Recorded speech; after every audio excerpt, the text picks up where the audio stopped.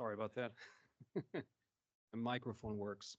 Um, yes, good afternoon, everyone. Great pleasure to be here. I need to take care of a few housekeeping items, and then we'll start with our roundtable. So, as you may know, this event is recorded. So please, everyone, both in the audience and our speakers, please take off your badges. I think it's available only inside the Pentagon, but still, please take off your badges. And I did that myself. Good.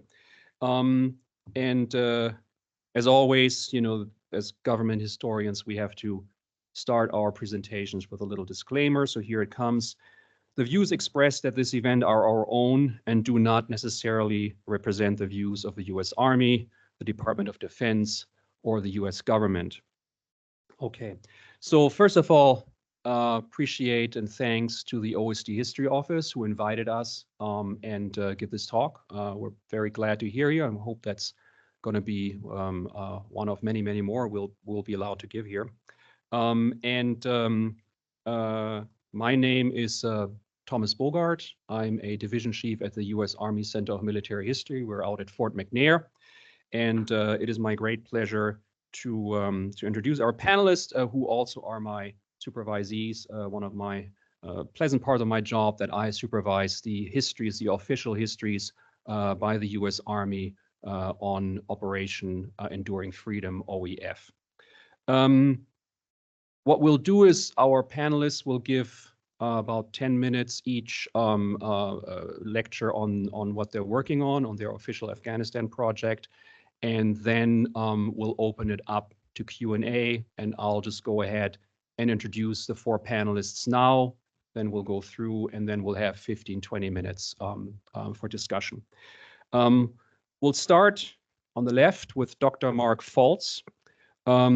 Mark earned his doctorate from the University of Alabama in 2018. And then for the next 2 years, he taught Navy and Marine Corps history at the United States Naval Academy.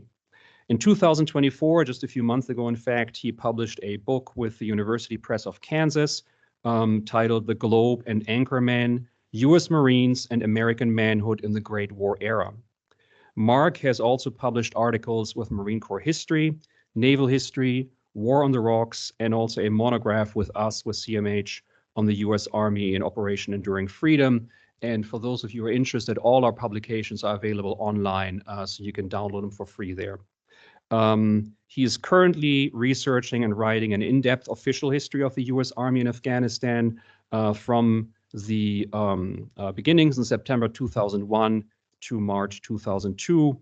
And I'd also like to mention Mark is actually a veteran, both of the Afghanistan and Iraq wars. He served as an infantryman with Charlie Company, 1st Battalion, 6th Marine in Afghanistan in 2004 and in Iraq in 2005. Then next we have Dr. Lawrence Nelson. Lawrence is a military historian and also a National Guard enlisted infantryman who's currently serving in the 116th Light Infantry Regiment in the 29th Division as part of the Virginia National Guard. He graduated from Texas A&M University with his PhD in December 2023 after defending his dissertation on the U.S. counterinsurgency campaign in Nicaragua from 1927 to 1933. And at CMH, he is writing a history on the U.S. Army training of Afghan national security forces throughout the entire duration of this conflict. Then next, we have Dr. John Mortimer. John has worked for us since 2018, and while he was working for us, he was also writing and finishing his PhD and earned that from the University of Mississippi in 2021. He has published a number of works on intelligence, policy, drones, cyber warfare, and a variety of other military topics. In 2023, he completed a monograph for CMH on the Afghan Surge, which is a study of U.S. Army operations in Afghanistan from 2009 to 2011, once again available on our webpage. Currently, he's working on an in-depth official Army history, which covers the same topic and time frame, which is the Afghan Surge. And then last but not least, we have Dr. Christopher Davis. Chris earned his doctorate from the University of North Carolina at Greensboro. where he also taught the history of the First and Second World War and the European revolutions between 1789 and 1989. He has published articles with the Journal of Advanced Military Studies and the Journal of the Americas on topics related to the history of the US military in Haiti. At CMH, he is researching and writing the official history of the US Army in Afghanistan during Operations Resolute Support and Freedom Sentinel, and that covers the final years of our engagement there from 2015 to 2021. So with that, gentlemen, I'll hand it over to you, and I'll be back here for Q&A. Thank you.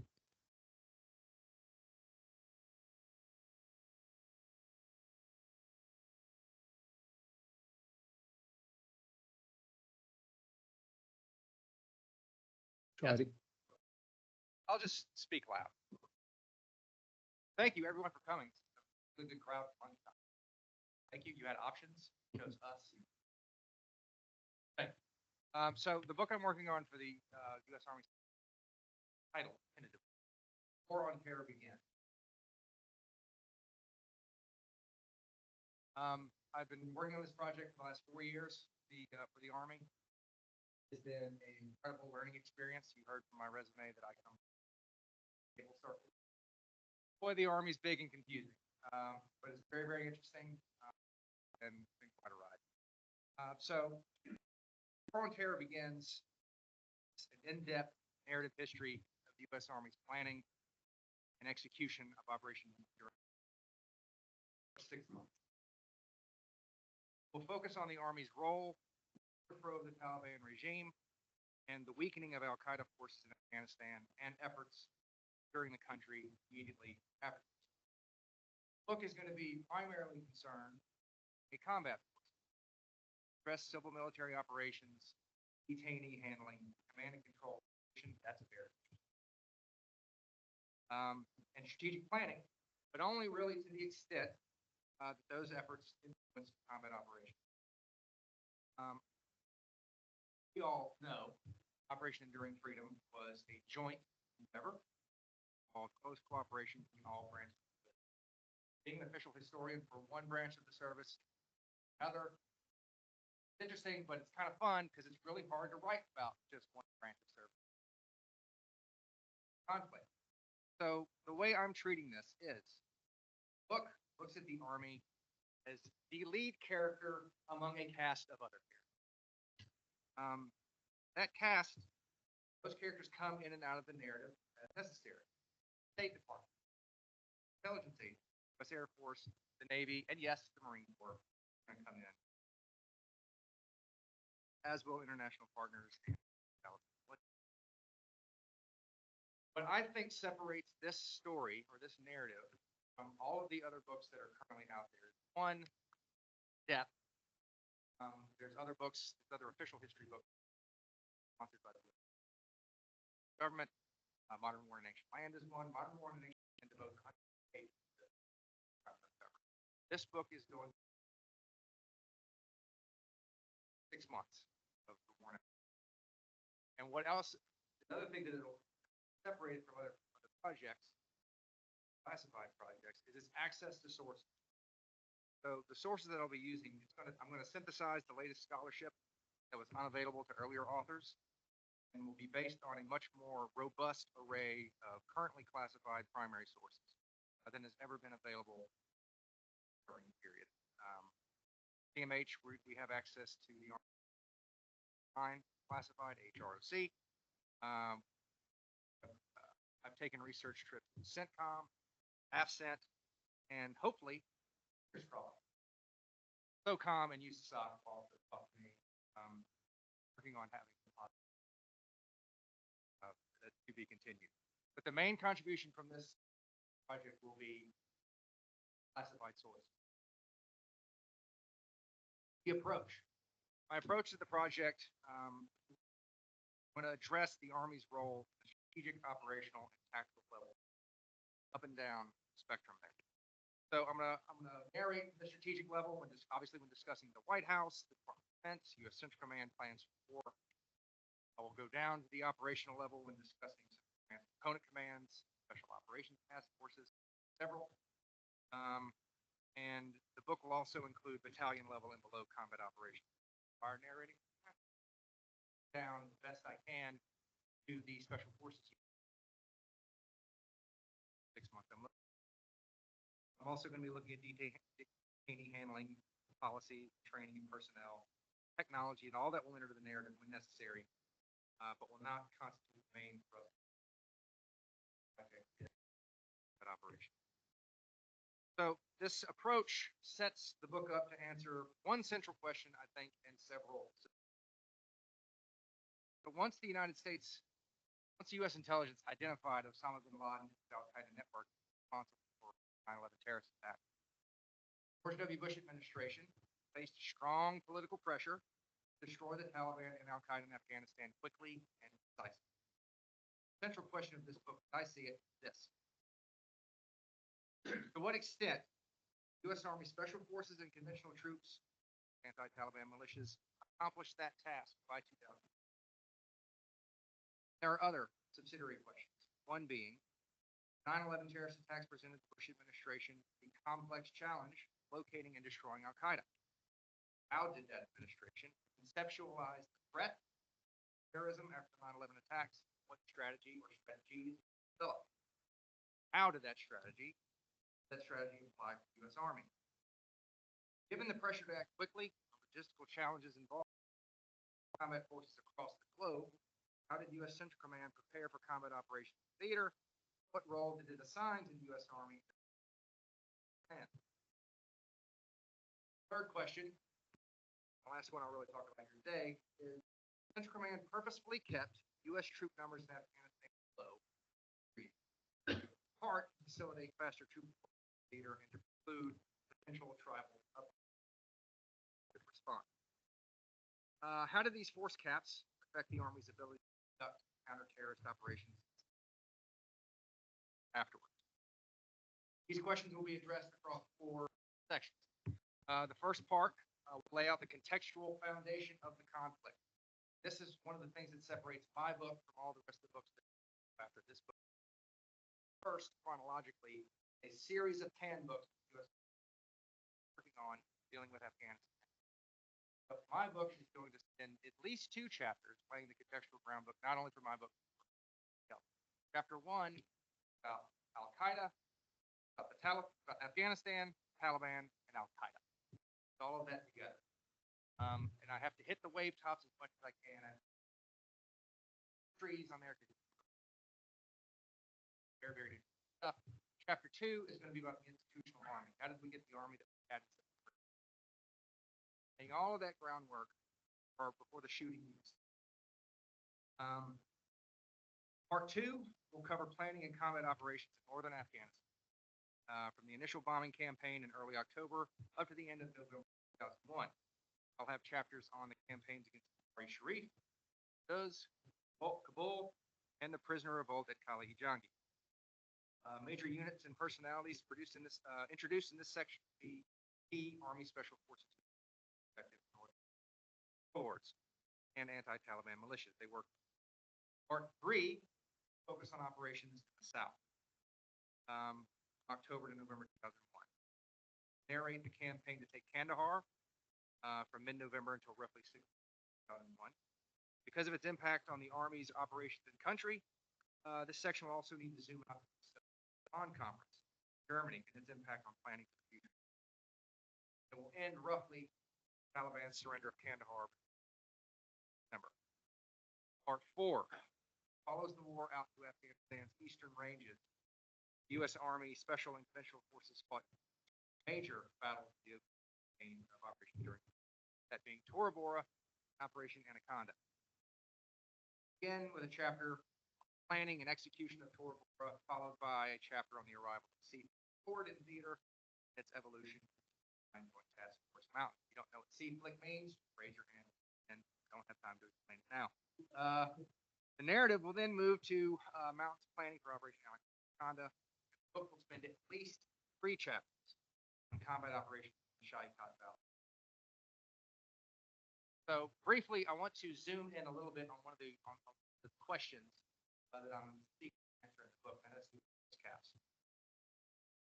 Low troop levels severely hindered what the United States accomplished after sub-Marines.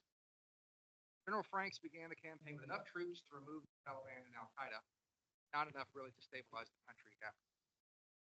Never envisioned more than 10,000 troops necessary to complete the part, but neither he nor the White House gave much after the Taliban. Therefore, Central Command operated under caps throughout the first 6 months, sure that troop levels remained as low as possible. Waging a complex campaign was with downsized headquarters staffs, logistical and support personnel, combat units, meant that they would everybody would have to make do less. Fight opponents of Army transformation believed that the light military successes in Afghanistan and reflected a successful transformation from a Cold War Army, smaller, flexible, and more century. The predominance of special forces, aerial strikes, and the limited use of conventional troops throughout the campaign also fit well with President Bush, Secretary of Defense Rumsfeld's ideas on how joint forces fight. Low troop numbers, high technology. The forces that the Bush administration and CENTCOM deployed to Afghanistan, however, did not have enough troops nor the long-term operation. Army doctrine, as of June 2001, considered it essential that combat units deploy ready for offensive, defensive, stability, and support operations, with the amount of emphasis determined by the commander and determined by the contract. So Bush and Rumsfeld's predilection for a transformed force resulted in their military commanders placing too little emphasis. Not enough ground troops, not enough support. So although the speed and success of the campaign seemed to justify the White House and General Franks' plan to make unconventional effort, 5th Special Forces Task Force Dagger encountered the limits of what special forces do. Ground. Special forces and their Afghan allies quickly defeated the Taliban and weakened Al-Qaeda, but the small size and often unwieldy nature of these forces included coalition troops from keeping figures from escaping, for example. There was never going to be any type of coordination of getting off Mazar-e Sharif, carrying out, much less Shadi Khat effectively, in order to keep high targets. At each location, unknown numbers of Taliban and Al-Qaeda slipped away to become a problem for Philippines. Caps, I think, also rather dependent on Afghan war have serious consequences. Some of the things. A couple of minutes about the challenges involved with this work. It's a very, very interesting thing to work on. I can't believe I get to go to work every day. But to write this book in the way it needs to be written, make it worth money they're sinking into this thing that way, requires access to files that we at CMH currently don't have access to. Unlike the other handbooks that are following me, most, I would say north of 90% of the combat operations, special forces, guys don't like to share. Veteran special forces operators love talking to me, great community, they're awesome. US SOCOM, much operations command, not so much. And there's reasons for that. I'm not trying to knock either one of those offices. There are barriers in place between I need, they can give me, that we're trying to work on. Okay, and these special operations forces, 160th Special Operations Aviation Regiment, 75th Ranger Regiment, Green Berets from 3rd and 5th Special Forces, Army SF units and their Afghan allies, they spearheaded every major combat operation, Operation Anaconda. Even in that one, most dramatic fights was on top of Takur Ghar. That was with the most in-depth, unclassified work on Army Special Forces in Afghanistan remains Weapon of Choice. I think was published at first in 2003. Another edition of it published in 2006. haven't seen much that has changed. That's a very useful book. The problem with that is it's hard to rely solely on that one secondary book when I'm writing a book. Plus, there are instances in that book where information in that book. Part of that has to do with information that's come out later. Correct at the time. Not really knocking anybody who wrote that. Additionally, the book also leaves out key details. There's not much in that book about ODA, Operational Detachment Alpha 586's campaign. And it completely omits Task Force SWORD, Task Force 11, one of the 3 primary special operations. So I'm trying to develop a good relationship with people down at Doc and SOCOM, and that's check back in with me later, see how that's going. Another challenge is we have all become digital historians. So much of our data is data. It's all electronic. I have the benefit of having at my fingertips gigs and gigs and gigs of data. The problem with that is data networks. The challenge that we're having is maintaining and protecting those networks. Carter Malkasian was trying to Taliban material. I can't read any of it. And trying to find translators for that, very hard. The authors of the Green Books, they had offices of translators. They sent drafts of those things to Japanese generals, peer review and everything. We cannot do that. Great if we could, but I'm also looking for translators. Funds to pay those translators. And of course, I'm always looking for people that are veterans, veteran commanders, people who are involved in the people. Very much looking forward to taking up enough time. Thank you very much. Lawrence. Okay, I don't think that. I'll just be loud too. That's totally fine. That's okay. Yeah, no worries. Yeah, there's something there. Well, we'll leave it on, and I'll talk loud too. And if anyone can't hear me, please just let me know. Go ahead and raise a hand, and I'll talk louder. So I'm Lawrence Nelson. I'm working on something that's very different from Dr. Fultz, actually. So he's going in depth in a very specific period in Afghanistan. For this publication that I'm working on right now, am going very broad strokes. Okay, the publication is just a monograph. It's about 80 pages to 100, not very many. And I'm covering the entire conflict. So I'll be writing about the U.S. training of Afghan forces, specifically the Army, throughout the entire Afghan conflict. Now, this is just a first monograph, and then we'll be going into a more long and in-depth treatment. That may be multi-volume, that may be one volume. We haven't got to that point yet. So this is just our first discussion and introduction, skimming the tops of the waves, as my colleague says, to kind of understand what went on and get us a general narrative. With that, I don't need to really go into too much depth about what the project is, and so I'm going to jump right into a question that I have that's sort of central to the discussion of this publication. And it's one that we've all thought about over the last several years, and it's what caused the collapse, what brought about the absolute and complete defeat of our Afghan allies in 2021. So I'm going to talk about it kind of in 2 frames. I'm going to talk about long-term issues, and then I'm going to talk about sort of immediate issues that occurred right at the end. And while I'm discussing this, I want you to be kind of a peer review audience. Think about what I'm saying, and if you have issues with what I'm saying, or if you have a concern or nuance to add, please let me know.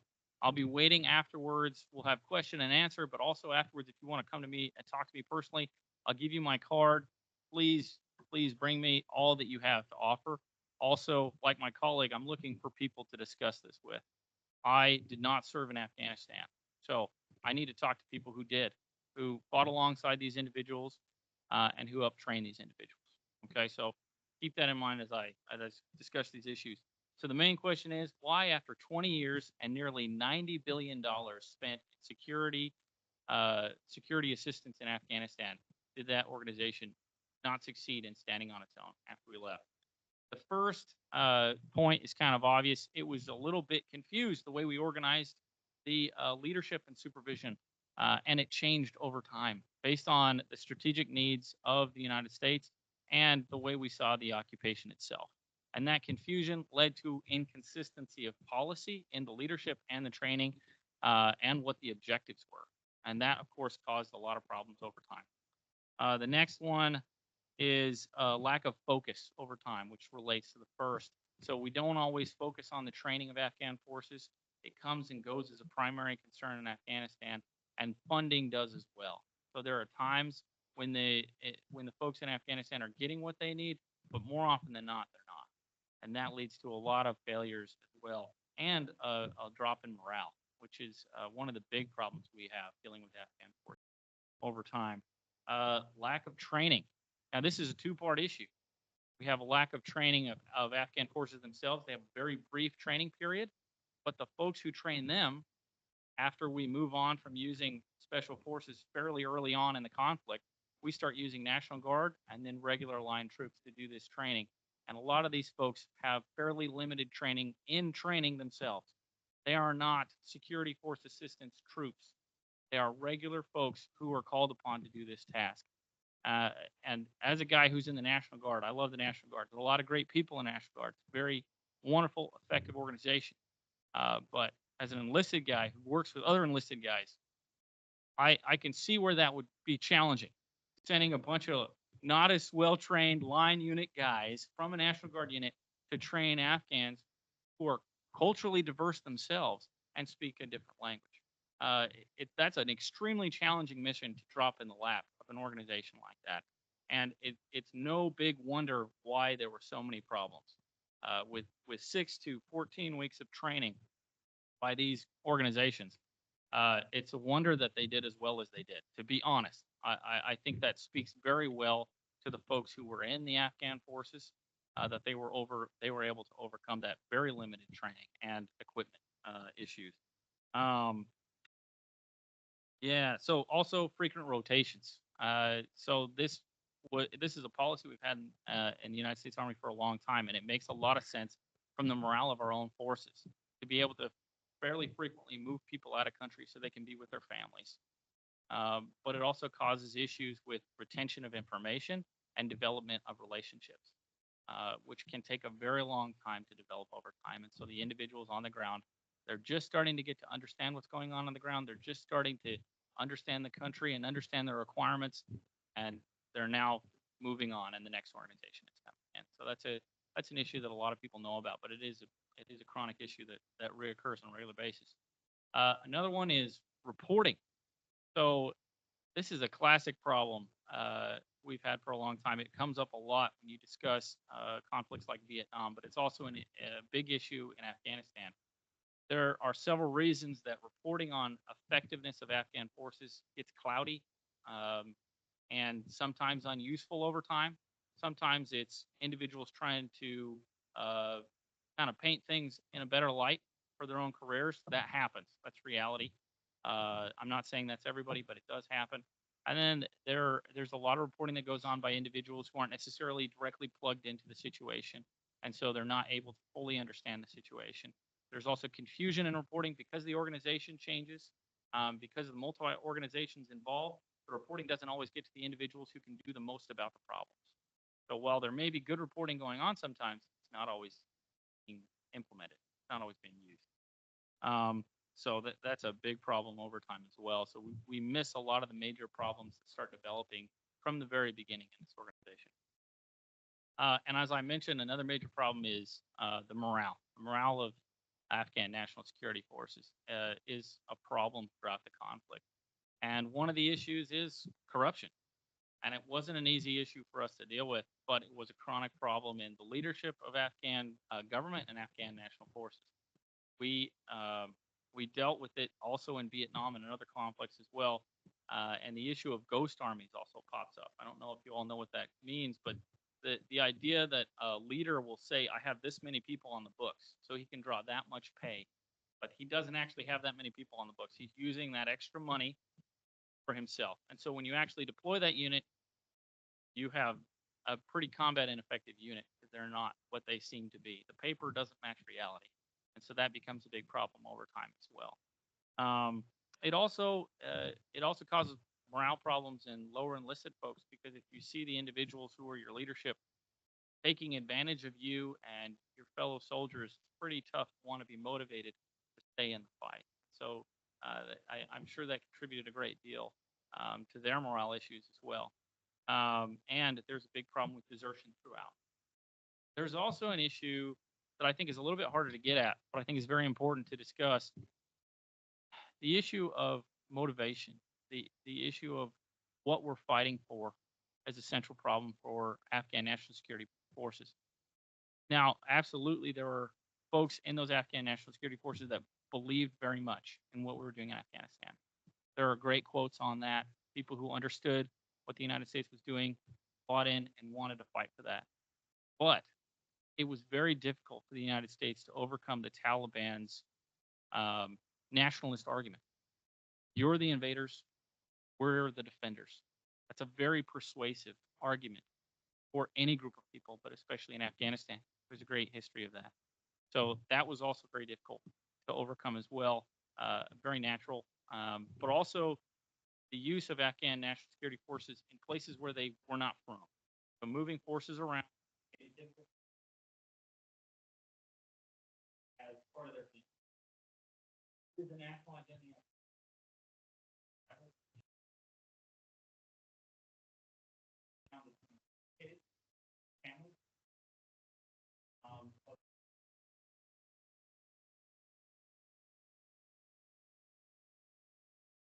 They're not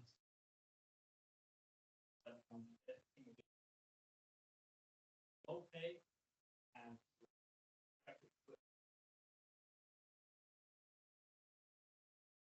property wage very motivated.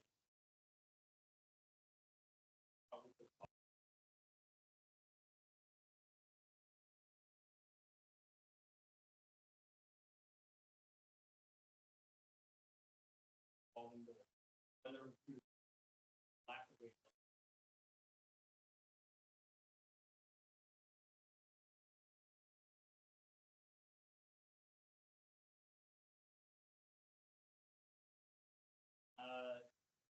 These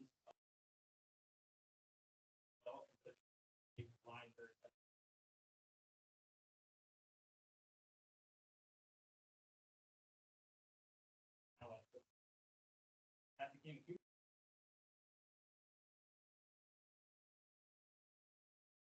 but did try and develop Afghan air arm effectively, but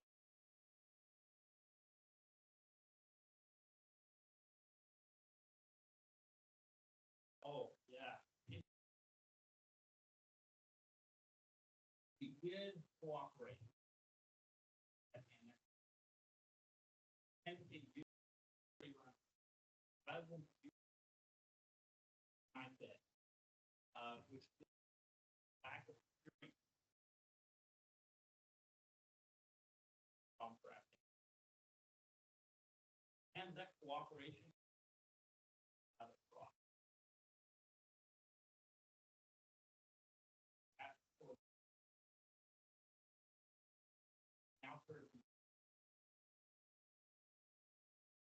You're talking about when he was operating. At one point, Afghan forces right in the way, so they should not have been from an area. Argument rub. Americans, like that, I work with. This isn't a big surprise to me that frustrated the kind of understand. But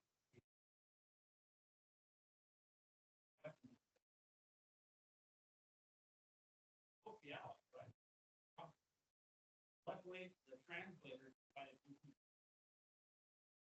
translate, but for 7 minutes, informed the Afghans they were very much affected and appreciated by them.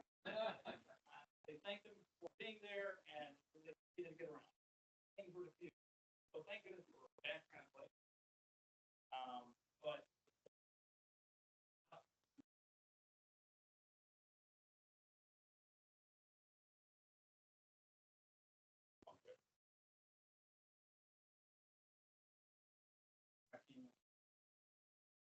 Another issue they have is tribal members. That also causes a huge problem. You know, they don't see the world the same way. They see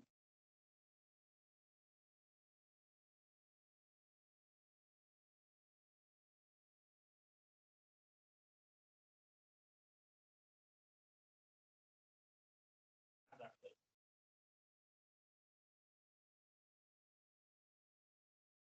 Last thing is not able to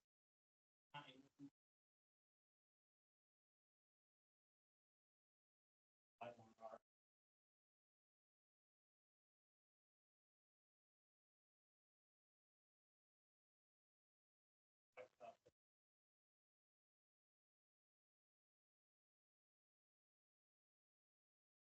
Look at it really quick to yourself.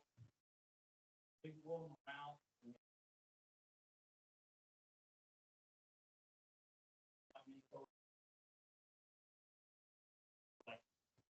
Like, you guys,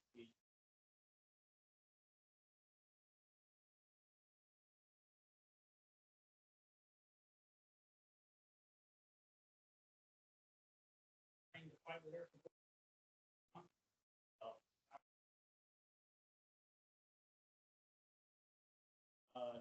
The lack of appropriate security by the and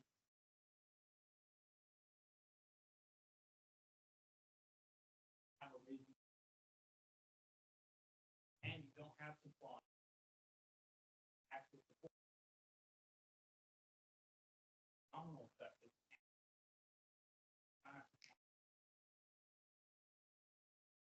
fighting on the wall.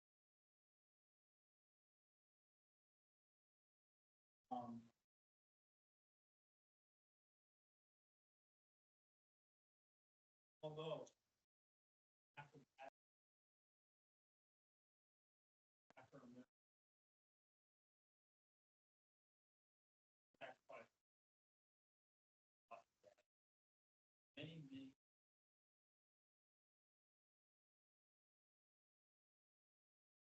days ago, example of that.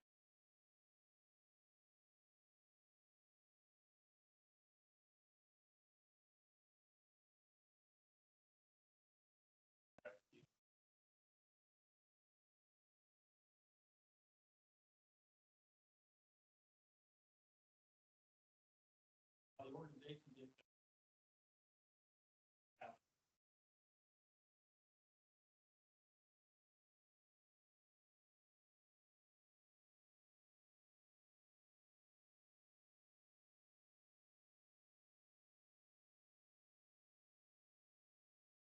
I'm Dr. John Mortimer, and I'd like to briefly discuss the process of getting to writing official, researching and writing official just for a second before I move to my discussion. So historians that start out at CMH typically will begin with a monograph, short history of a given topic, which usually takes about a year to write before moving on to the much longer in-depth history. And this is usually done to familiarize us with said topic. For example, my dissertation was on foreign policy in the 1970s. So Afghanistan is just a little bit removed from the post-Vietnam period. So typically we'll begin with a short monograph and begin or transition into that. So my book project focuses on a very pivotal period during the war in Afghanistan, and that's the Afghan surge. This is a 2-year period, which U.S. government and U.S. Army surge forces into Afghanistan to stall momentum, which the Taliban and other terrorist organizations clearly had. And this was done in preparation for Afghanistan elections, which were planned for 2009. This was a significant marker for progress to see whether or not these stability operations were successful. So the tentative title of my work is The Way Forward, U.S. Army Operations During the Afghan Surge. This book will look at the development of strategy, the evolution of command and control, and the execution of operations. And there's a few questions that I'm looking at that are kind of driving this research. One, was the surge a success? And in order to get at that overarching question, I'm looking at how the Army interpreted its mission and then executed those operations to achieve that goal. Now, one of the issues that I had early on was trying to maintain an Army-centric focus. This is not easy to do in Afghanistan, especially during the surge when we've got 100,000 U.S. troops and another 50,000 coalition forces that are spread out through 5 regional, especially in RC South or Regional Command South in, say, 2010, where we have a 6-month operation, Operation Master Rock, which is being led by 15,000 Marines, and the Army is playing more of a supporting role. I was waiting for the smile. So that was definitely something that I had to address in maintaining the Army as the focus. One topic that gave me a headache more than anything else I studied when I first started working on Afghanistan was command and control.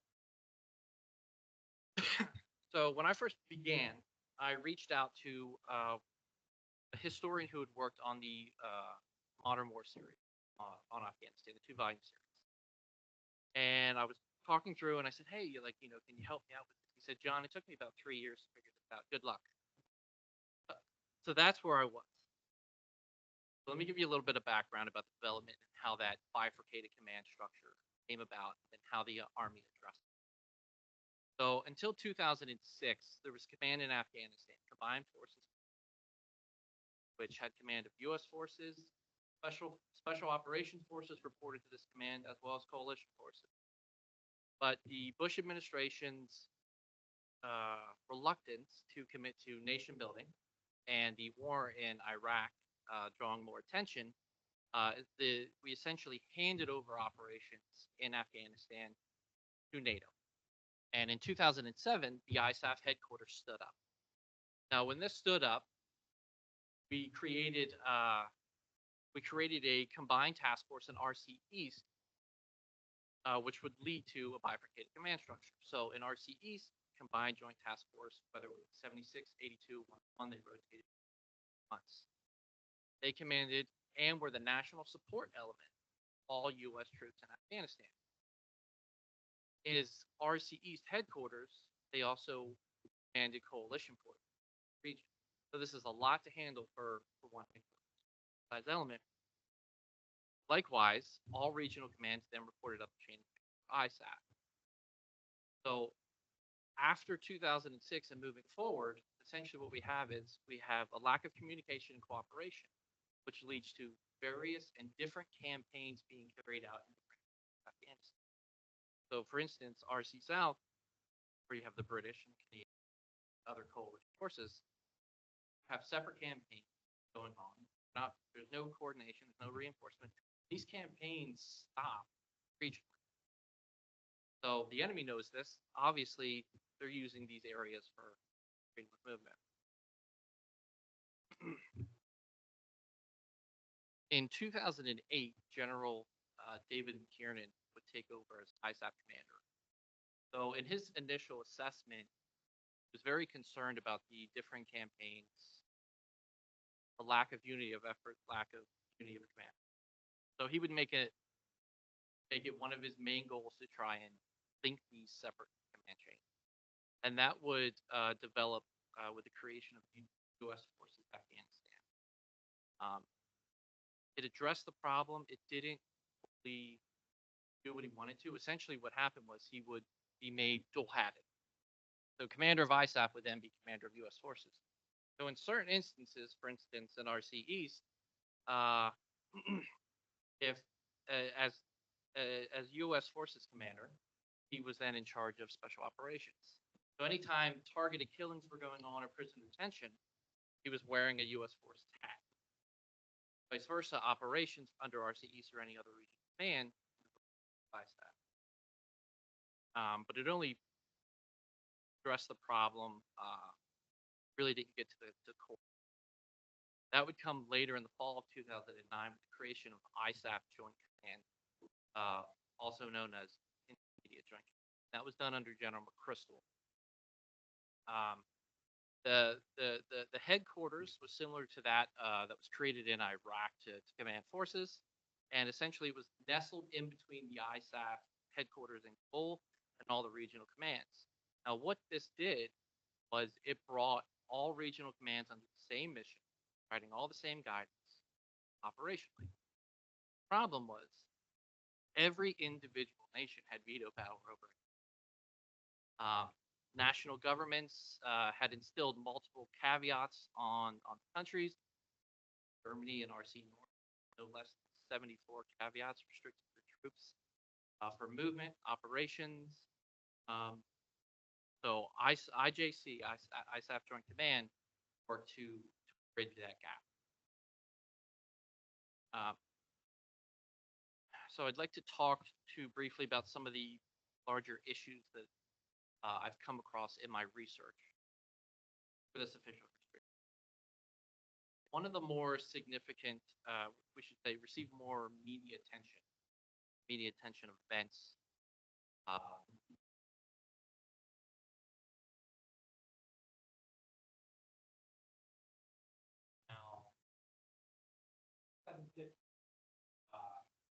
the Army heavy but any recovery out.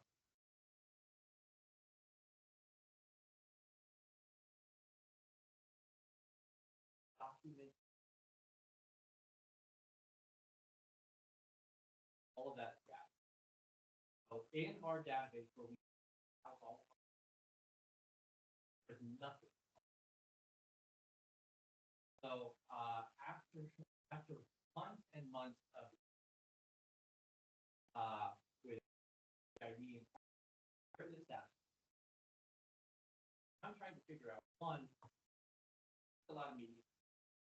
How much did this event affect? That's what I'm. And after all, I actually found that you know that ID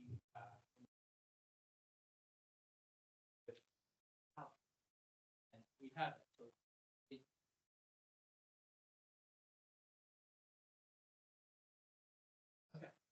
okay.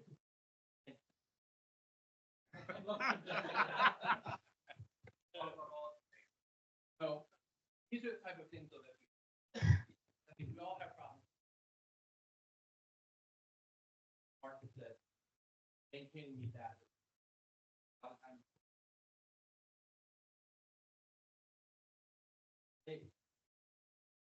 happens to it.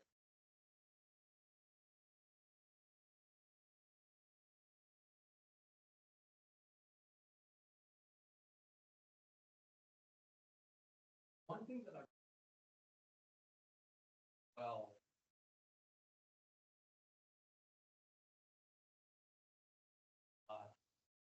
gain insight into strategy.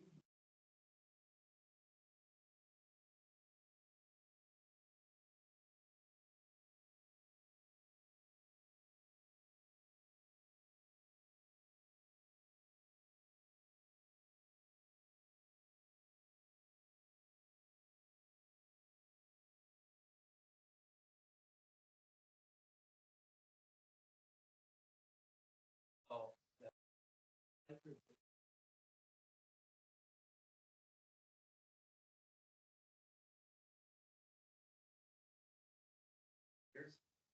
I don't know.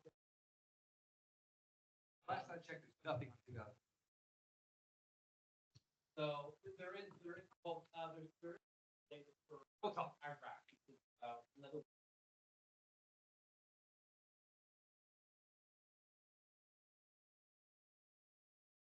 But yeah, so it's invite ID.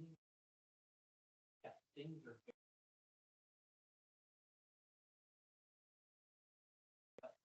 very beneficial, and you can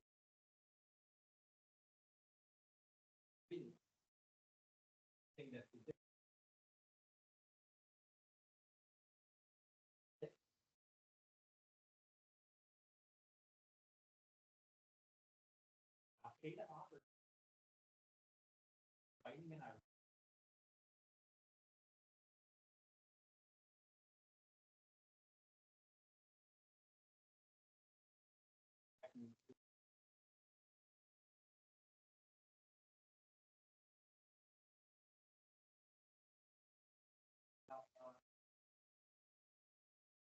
things like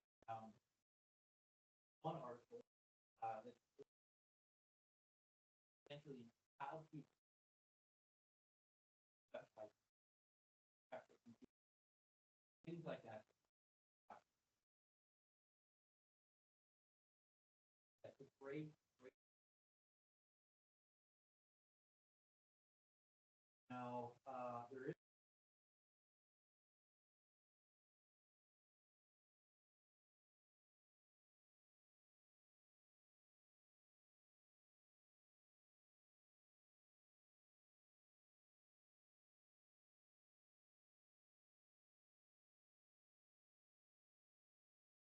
The fourth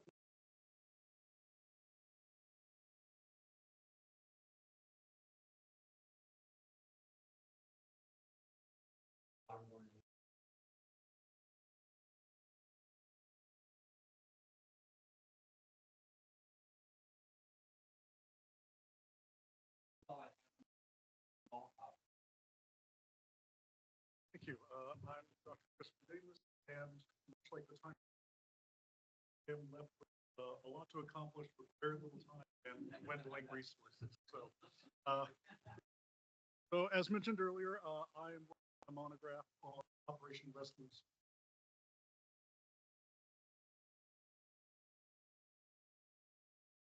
And this is going to be an operational history of NATO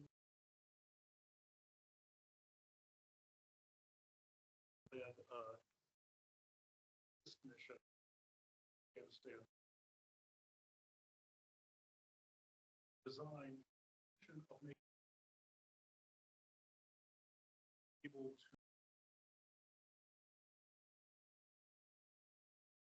with coalition force training, advice, and by Afghan government force. Like a very broad. That's deliberate now. Explain why. Purely that was so even though the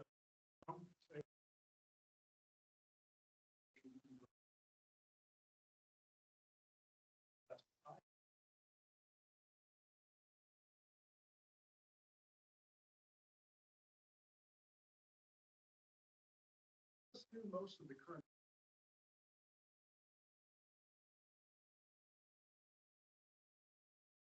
So I'm in charge of both exhilarating. So Operation Resolute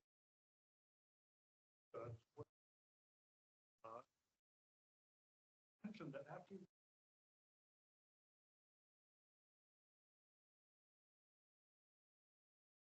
and coalition as needed, and this is going to transition here.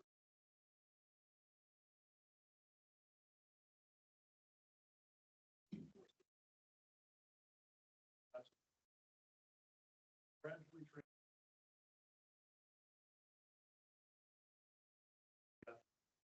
this after we. But this was actually one of the operations that was occurring at this time. And this was for NATO led Freedom Sentinel operation. And so therefore the monograph is telling two stories overlap and intertwine. This is going to be and the challenges the overall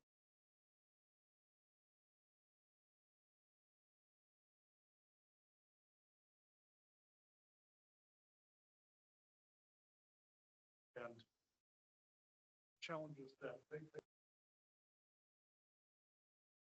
towards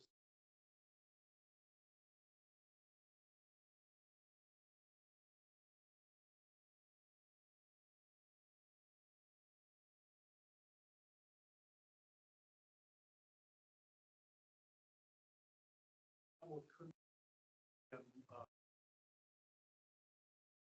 because this isn't so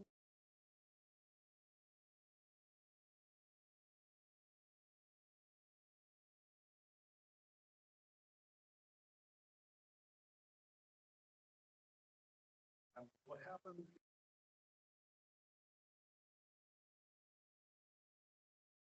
the city capital of province Pennsylvania after less than a year after resolution launches an Kunduz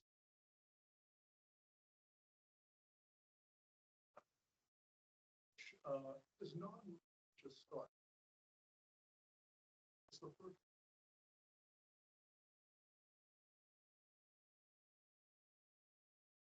found wanting.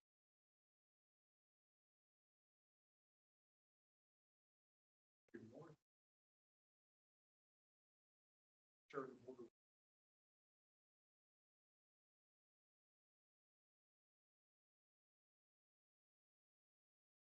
Taliban route.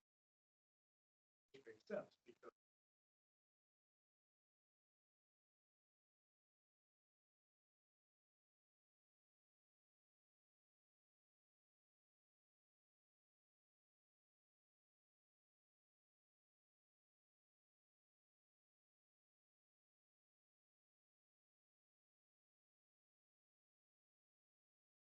incorrect. And part of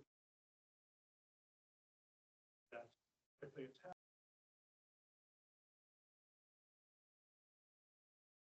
that Taliban south, had to be diverted. So,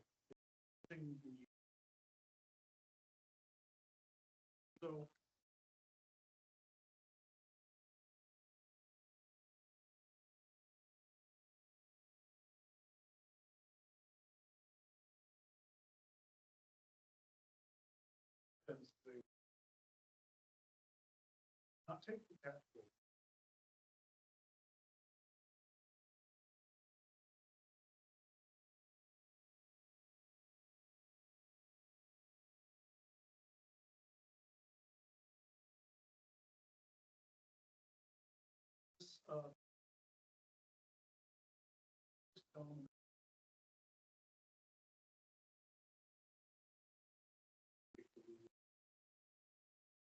Appears to be heavily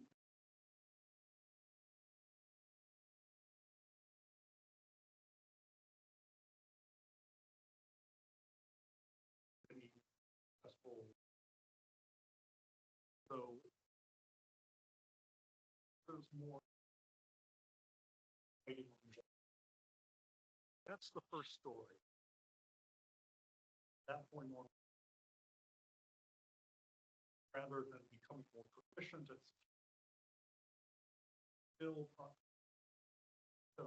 6 years later, still heavily reliant. And they and the Taliban both know that U.S. plan not sure, and that will look like Kunduz is.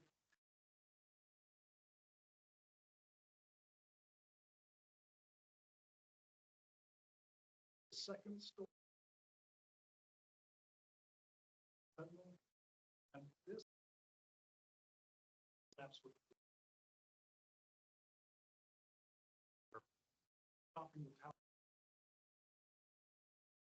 change to active counterterrorism, and it gets muddy at times.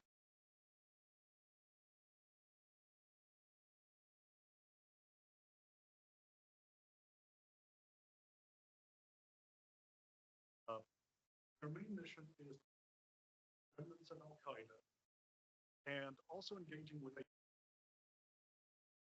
at the same time that both resolute support that will began their mission and recess regional affiliate. So, January of same time operation. So, 7-year period.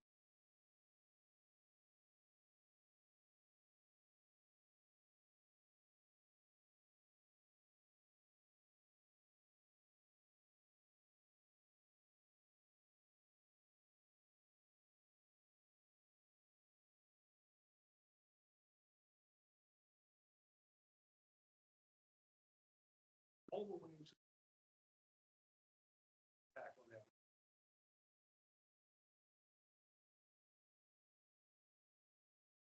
And that is naturally. And Dr. Morgan, that there are two types of books. Show one.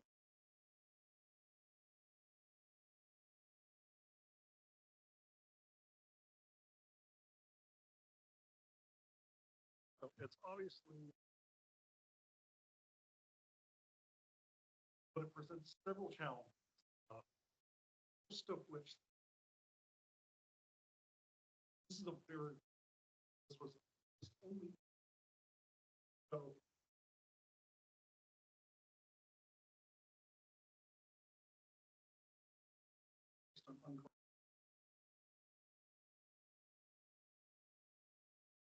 very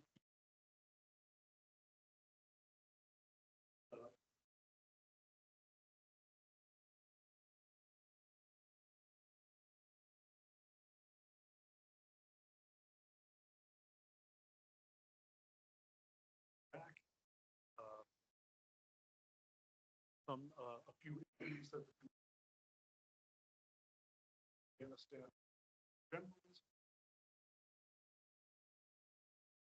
memoirs, and then there.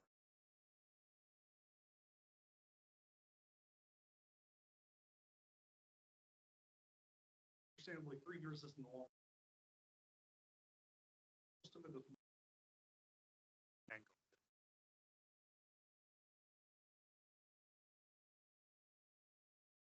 Seven-year period.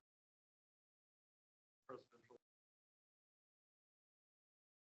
The other aspect of it, everyone's. So that means there are fresh emotional wounds. And to the point, also conscious and both sides bring up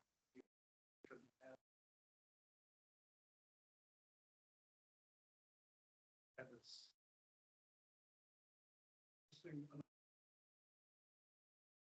previous president and it's actually had a role in decision making. So the bad news is fresh in everyone's. Good news is it's fresh on everyone's minds. So as somebody who comes from a background of World War history, I have something that I've never had. Living people who are actually there that that can talk to me without having to bring any sorcery involved. So I'm going to benefit physically present for people and just hearing their stories. That's really what I was telling here. So to work better.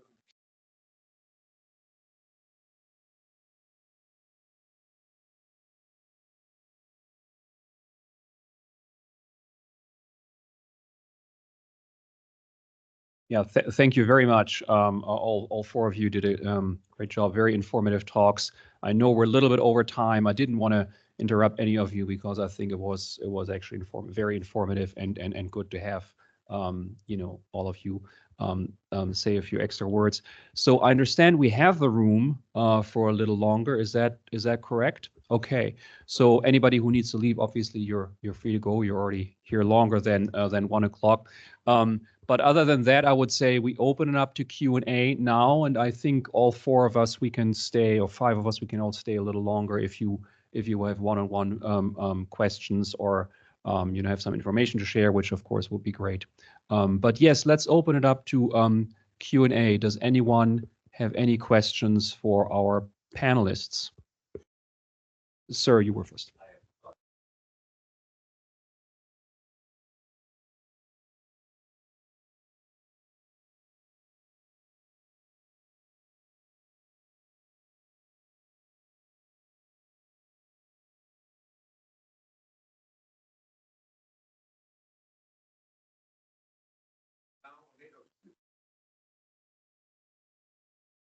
Given the between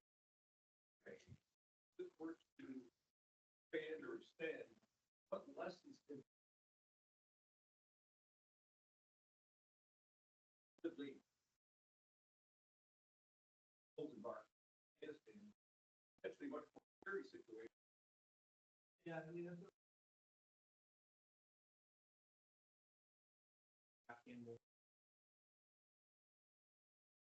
And data was created. I think, if you think they learned a lot from that as a command, that's Chris, after the search period, answer. So I just.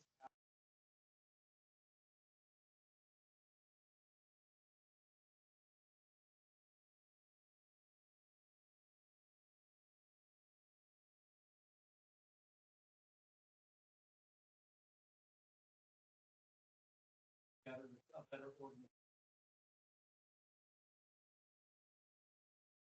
being the adjustment document. You mean that? I'm not sure if it goes to part itself or some lower level document that's fine. It's better. And it's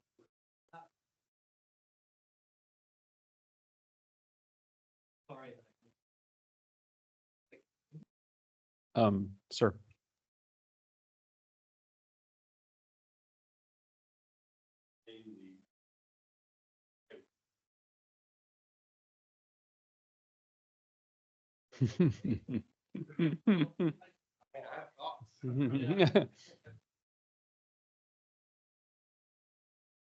Okay, best argument I've seen on this. Alabama.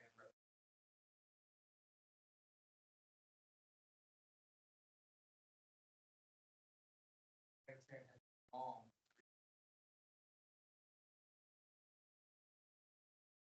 Afghanistan. Every single foreign intervention into Afghanistan, call it civil strife.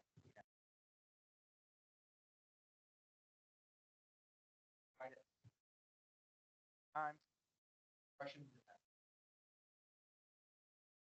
But in just about every single case, side that allied itself dominating power a best case for that. Now that's on the big kind of higher order third level. Federal level, absolute dependence on warlords for. I will argue right. I don't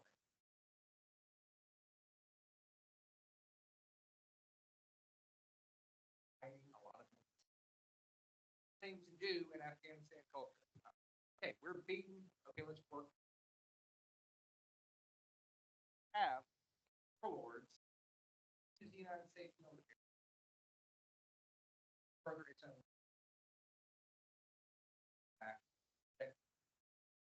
That culture, they call it a lot of collateral damage. We create this environment where we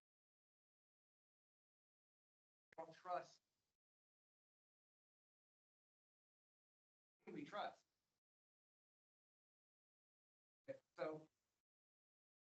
Those are my two answers. One more comment.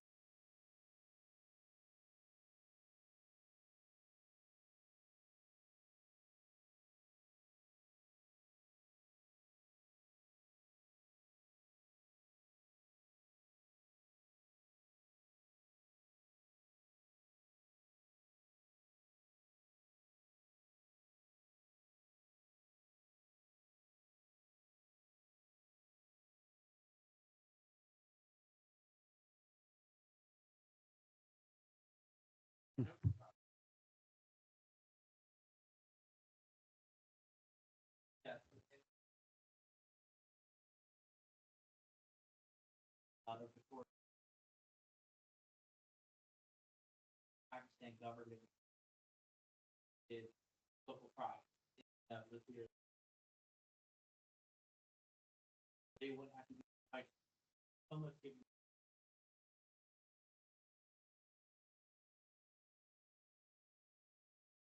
Taliban speak. Dr. Nelson, the issue of corruption that in many Afghan minds.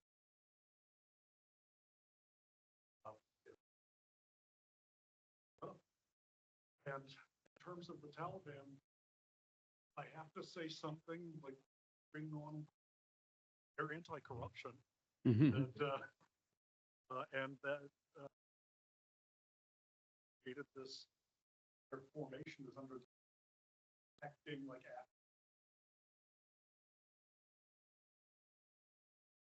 so some cases they were just seen as a protection than the government, and the other was sympathetic to us, but they were realistic about what the future held. Several quotes here of tribal leaders would say, "I would love to support you." The government, but back to the matter, it's like next year you'll be gone. You know who won't be gone? The Taliban shadow governor that lives down the street. He'll still be here. So, long term, it's not in my interest to decide that isn't going to be.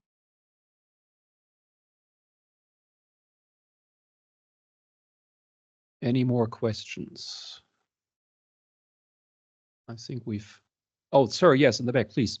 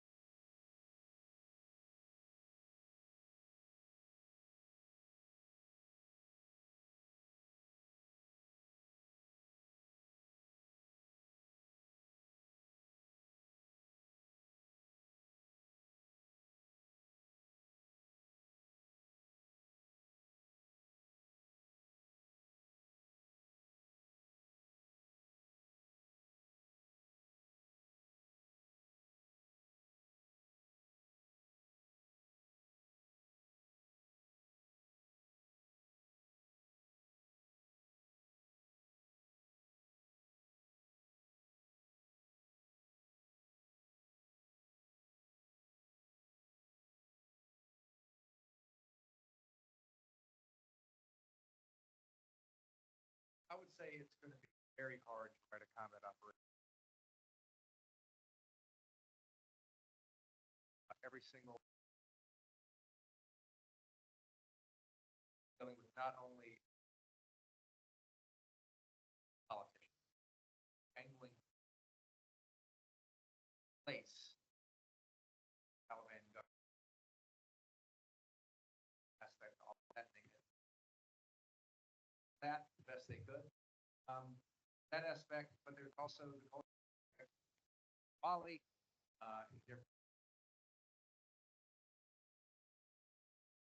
things are going to have to be talked about. Shed light on them. Reason why we have to focus. Hey, but in order to talk about those things, I know for a fact that I'm going to have to talk about this.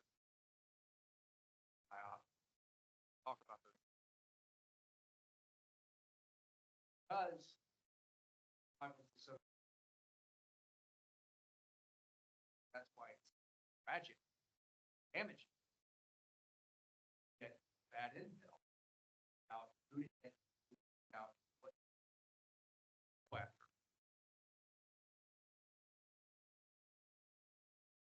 Not just my. No, so this history is even. It's not about ethnic culture. But in order to write this effectively, we have to talk about this carefully because they are important. Hope that makes you feel better. Did you have a question? Yes, please.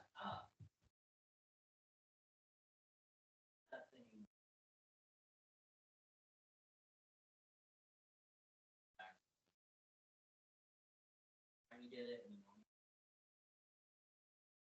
very end. Right, yeah, I mean. About the. Hearing that.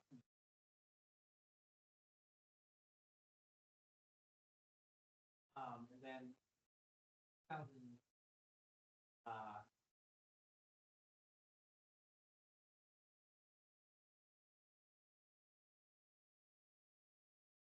But it comes to evaluating with. Falling on.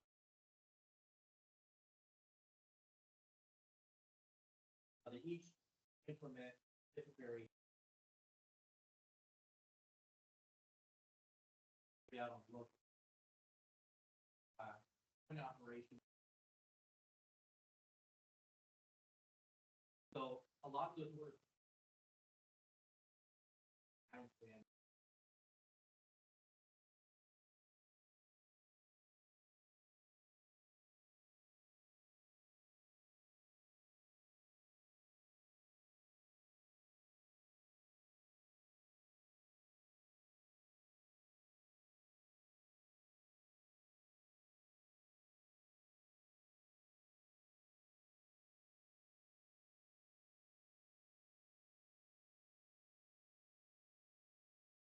Point structure.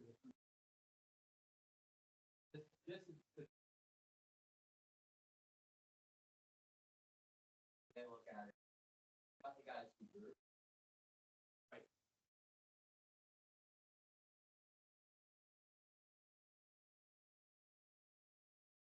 Yeah, I mean, it's one element.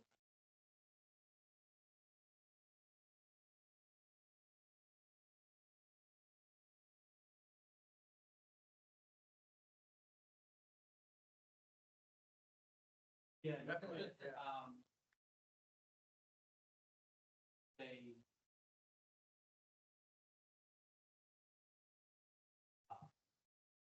So. Transition. His staff put together a hierarchy. Didn't have.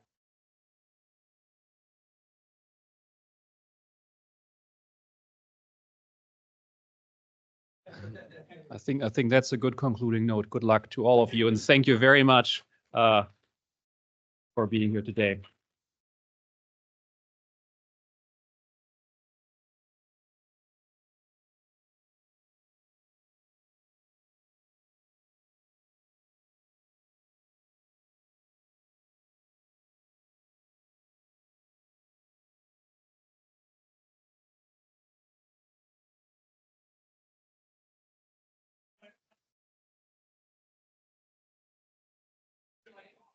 Yeah, thank you so much. I just shared with you.